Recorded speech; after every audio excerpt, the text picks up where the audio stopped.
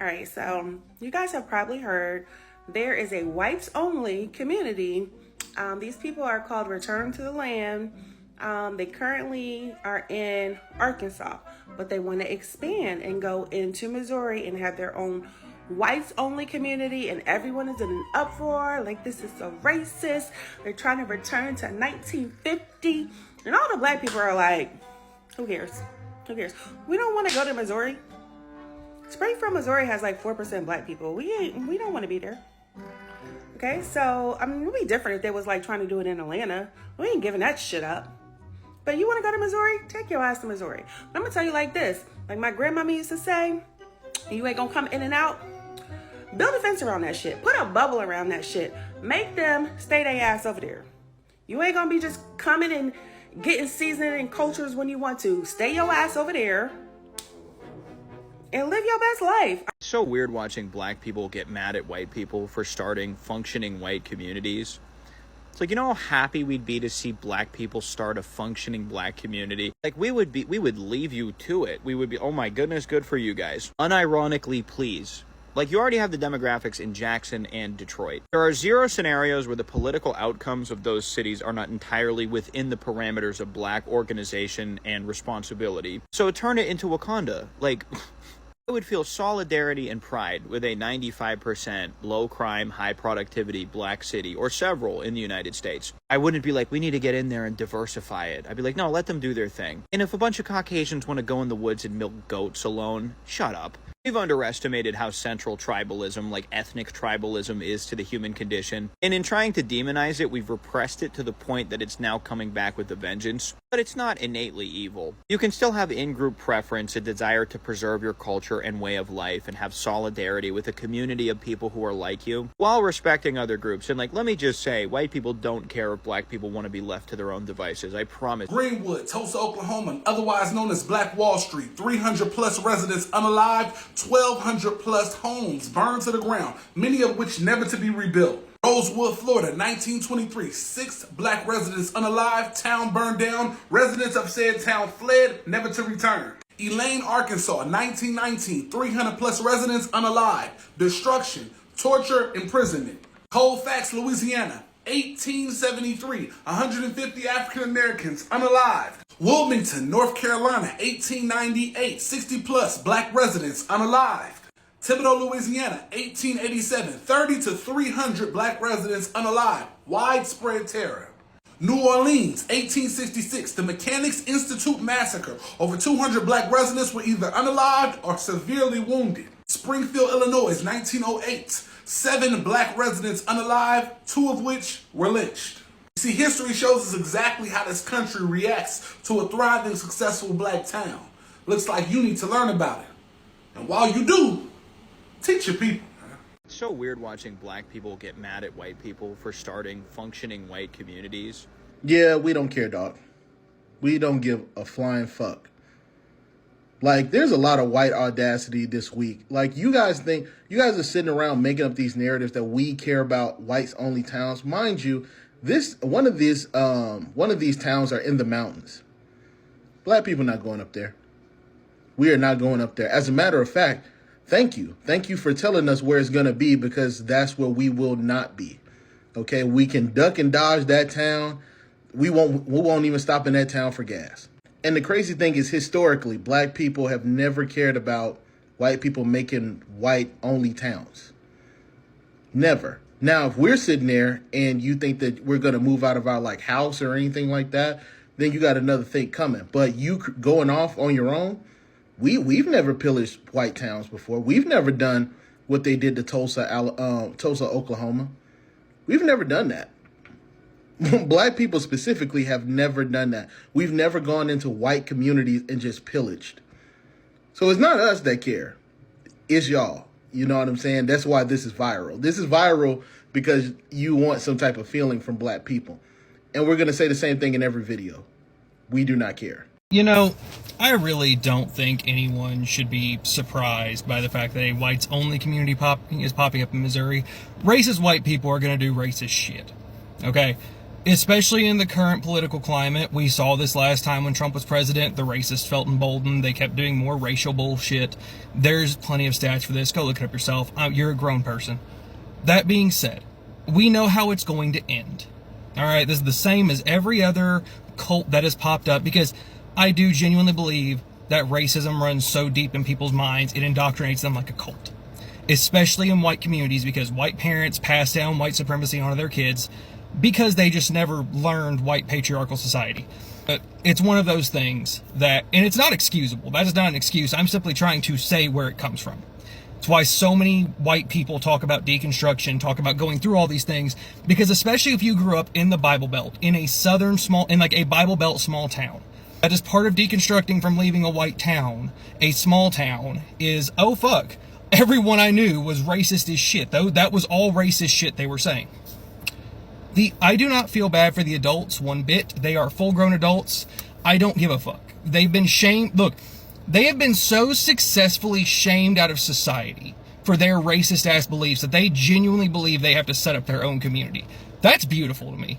The only thing that I genuinely feel remorse for in the whole thing are the kids. We know how this is going to end here in 6 or 7 years. There's going to be a hell of a documentary about this, about all of the child abuse and all of the sexual abuse that is going to happen in these towns. That is the overwhelming factor that always happens in these white nationalist cults, is massive amounts of child abuse that the parents are going to cover up. The parents will never admit to putting their children around predators. They will never even come to terms with the fact that they are best friends with predators who are openly going to prey on their own children. They don't genuinely give a fuck about their kids. They never have. They never will. They just want to be racist. That's the end of it. They have no culture to protect. They have none of that shit. No, they just want to say racist shit and homeschool their kids and keep them racist and indoctrinate them. So we see exactly how this is going to play out, because it is played out this way in every other Christian community. Predators will rise to the top. The women and men around them will protect them. And here in about 6 to 10 years, you'll see a survivor come out saying, a kid that was born before they got into the cult. The kid that remembers life being kind of normal before their parents went off the deep end with Trump. Those kids will eventually come out and go, yeah, no, there's a ton of sexual abuse going on. There's a ton of child abuse. There's a ton of spousal abuse. And it's going to repeat, because we have not successfully done a good enough job in getting these kind of people out of society. And that's the truth. They are so arrogant to their own actions, because it's not ignorance. Ignorance is more of, I'm doing things and I don't understand the consequence. They are blatantly doing things and ignoring consequence. That is arrogance. There is all the literature in the world you can read, or even listen to, or just engage in, to break those cycles, and they refuse to do it. They're just going to keep the white quota going. And that's their goal at the end of the day. They want to maintain that power structure. They want to maintain that some white dude is on top of power. And that's what they want.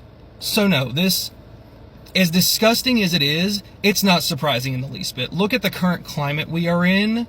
They are going to be trying to do this more and more because they feel emboldened. They know the government's on their side. They know that the entire controlling government is currently on the sides of racists and pedophiles. So of course they're going to be emboldened to do these awful things. Unless someone is going to go down there and stop it personally, it's never going to stop. We would need multiple John Browns at this point to even attempt to stop what is coming.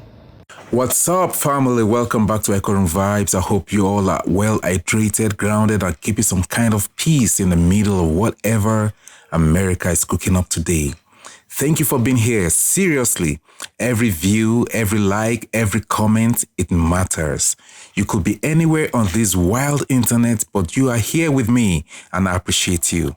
Before we get started, I want to give full credit and appreciation to the creators of the original stitched videos.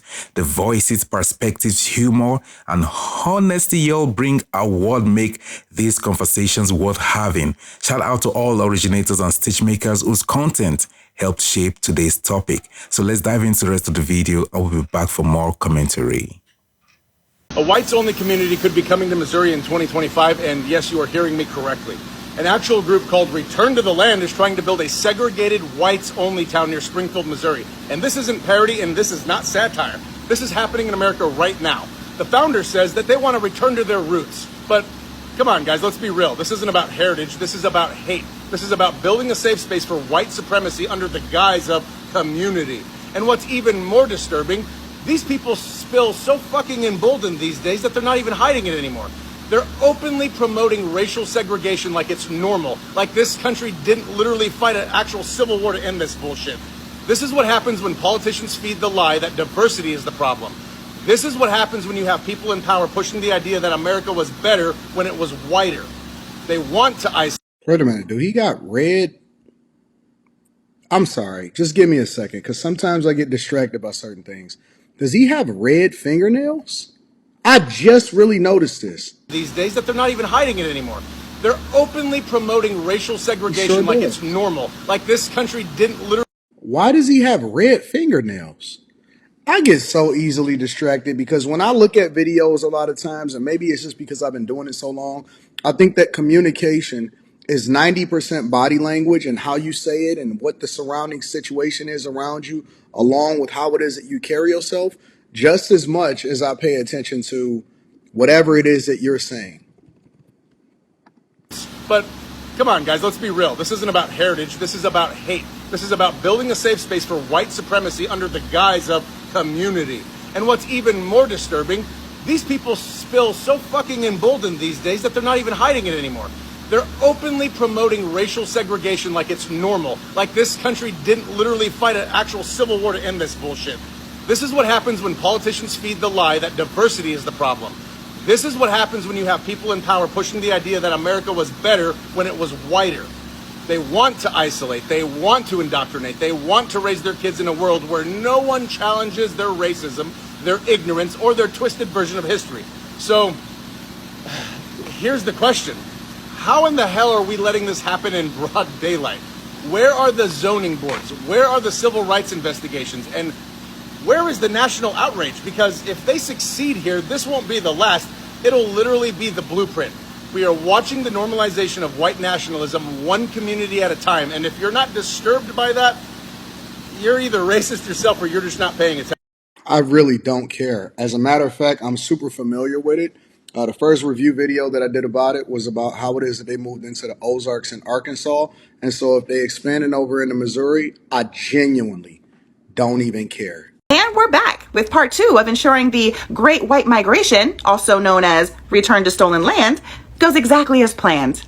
I was in the comments of my last video taking notes like I was getting my PhD in white delusion because my people, they really brought the receipts. So unfortunately for you, that means we're going to be expanding the list. Because if you're going to be building an all-white utopia, you're going to need to do it without anything created, invented, cultivated, or improved by someone non-white. Why? Because principles, right? Let's get it. Now, this first one is actually a correction because in my last video, I wished you good luck with your dried potatoes, but it was brought to my attention that potatoes were actually cultivated by the Inca. So yeah, no potatoes for you. Let's just go ahead and add them next to seasoning and rhythm. Let's keep moving. Number 2, no cotton. How could I have left off cotton? And don't play dumb, you know why. So yes, that means no shirts, no sheets, no fruit of the loom draws. Y'all better start weaving your own flax with those soft little hands. Next up, we have no washing machines, no dryers. George T. Sampson, a black inventor, changed the laundry game. So it looks like it's back to river rocks and hand wringing. Hope you like your clothes crunchy. Next up, we have no hot water heaters. Ooh, yeah, that's right. Cold showers only. Might help build character or resentment. Let's find out together. No color TV. Shout out to Mexican engineer Guillermo Gonzalez Camarena. Did I say that right? So unless you're watching static and black and white, you're gonna have to act out Grey's Anatomy yourselves. No doorknobs. No electric elevator doors. No peanut butter. That's right, no PB&J for you. And don't even think about reaching for the hummus because chickpeas ain't yours either. From now on, it's boiled turnips and unseasoned tears. Now, see, in my last video, I already told y'all no more algebra. But after doing a little more digging, it turns out y'all don't get numbers at all. That's right. Those digits, Aztec and Arabic origins. So from now on, I guess just go ahead and count your livestock in grunts and stick piles from now on. No video games, which means no Call of Duty, no Sims, no little survival simulators where y'all build fake communities and still somehow struggle with inclusion. crazy. And go ahead and thank Jerry Lawson, a black inventor, for that. Or don't, since you're opting out. No government infrastructure. No public roads. No post office. No tax-funded anything. If you're leaving society, then leave the benefits that black, brown, and indigenous tax dollars pay for too. Fair is fair. No microwaves. No traffic lights. No refrigerated trucks. No gas masks. No clothing irons. No toasters. Yikes. Looks like just food poisoning and chaos. Y'all better learn how to live raw and reckless. And lastly, we have no blood banks, no pacemakers, and no home security systems, because safety and survival, those inventions came from black brilliance too. So when disaster strikes, it's just you, your bootstraps, and that 19th century coping plan. Yeah. So yes, by all means, return to the land. Just make sure that it's with bare hands, bland food, and not a single stolen invention in your knapsack. And before you start hollering in the comments, we didn't steal, we conquered, let's be very clear. There's a big difference between taking something by force and creating something from scratch. You didn't build it, you inherited it, or borrowed it, or straight up stole it. It's not that nothing came from whiteness, it's just that almost everything you built relied on the brilliance, the labor, and the knowledge of others first. And if you really think you can rebuild without black, brown, or indigenous brilliance, well, let's see how that works out for you.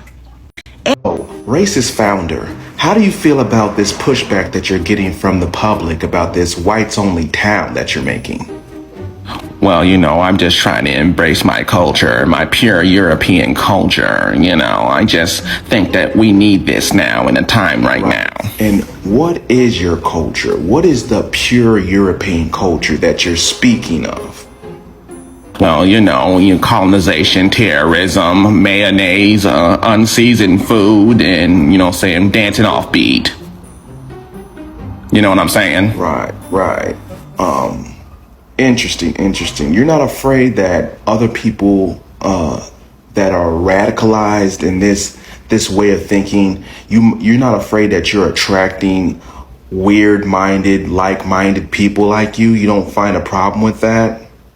Oh, well, not at all. The more inbred, the more, radicalized, the more racist, that's really going to help our community. Because how are we going to grow our community if we're not banging our cousins and our sisters? It's not going to grow. You know what I mean? Right. Thank you. Welcome back, guys. So today the internet is deep in another episode of America. Are we serious right now? There's been this viral conversation about a group calling themselves Return to the Land, a small community reportedly based in Arkansas that has expressed interest in building a white-only enclave in Missouri. And listen, the internet has been flooding with reactions from both black and white folks. Public domain fact. Ideas about race-based or exclusionary enclaves pop up from time to time in the US, usually from fringe groups with limited numbers and limited mainstream support. But whenever it happens, the internet does what it does best, makes it a cultural moment. What's hilarious and also very telling is that black and white reactions to this rumor have been absolutely night and day. White folks online are mostly like, wait, can they legally do that? What does that even mean? Is this allowed? They are pulling out Google tabs, checking state laws, dialing hypotheticals like it's a civics exam. Meanwhile, black folks are, man, in a completely different emotional time zone. Black Twitter is like, Missouri, baby, go ahead, we aren't coming anyway. It's not fear, it's not outrage, it's not even disappointment. It's a collective shrug of a community that has been dealing with America long enough to know where not to vacation. Now let me bring in this stitch clip, the one that had me hollering. Again, this is the creator's voice, not mine, their perspective, not mine, but the delivery, impeccable. She said, all right, so you guys have probably heard there is a white-only community. They are called Return to the Land. They are in Arkansas but want to expand into Missouri. Automatically, they're already in, let me break it down for y'all mode. Then, everyone is in an uproar saying it's racist. They are trying to return to 1950. And then comes the punchline that only online black humor can produce.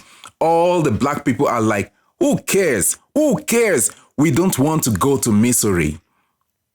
The accuracy of the delivery, chef's kiss. She went on, Missouri has like 4% black people. We don't want to be there. Now, if they were trying to do it in Atlanta, oh no, we are not giving that up.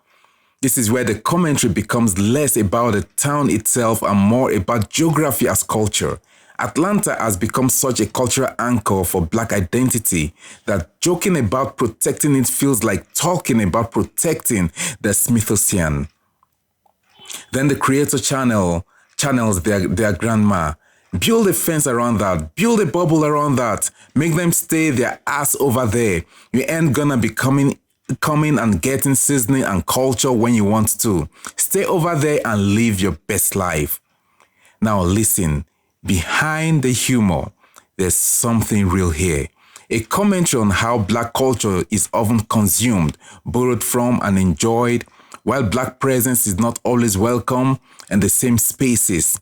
The creator is using satire to point out a deeper contradiction. Here's the grounded breakdown.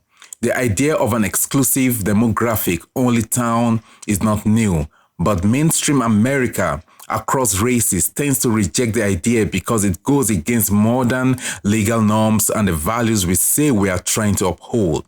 But culturally, people react differently based on their lived experiences. White Americans often respond from a place of structure.